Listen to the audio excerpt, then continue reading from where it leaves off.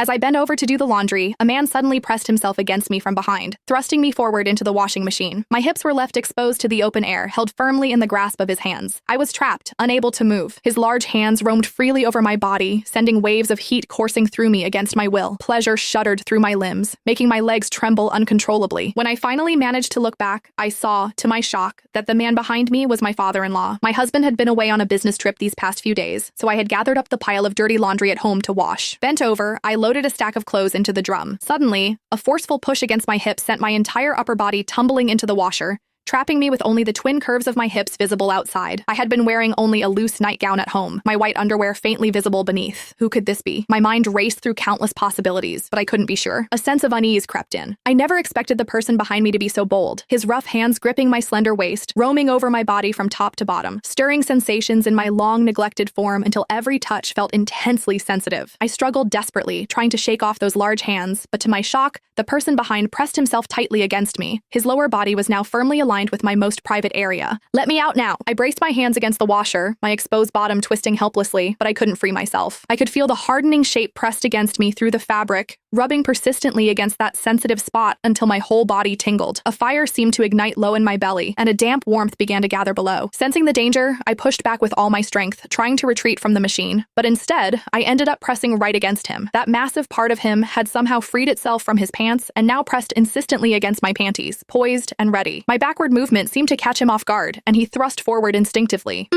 Don't. The sensation nearly overwhelmed me, my legs trembling involuntarily. I tried desperately to squirm deeper into the washer, to escape his body, but with every inch I retreated, he pressed forward, until I had nowhere left to go. What are you doing?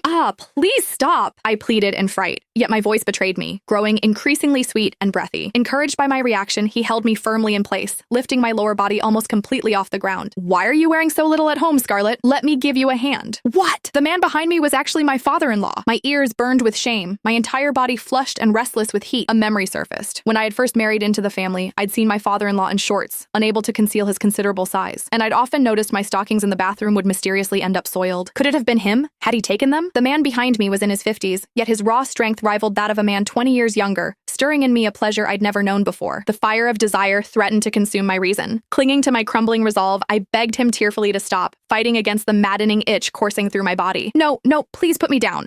I pleaded frantically, but as he thrust again, I couldn't suppress a moan, a sound that filled me with shame. My father-in-law relaxed his hips, allowing my feet to finally touch the floor. Just as I began to breathe a sigh of relief, his arms tightened around me again. Instantly, that torturous itching returned as his hands roamed freely over my body,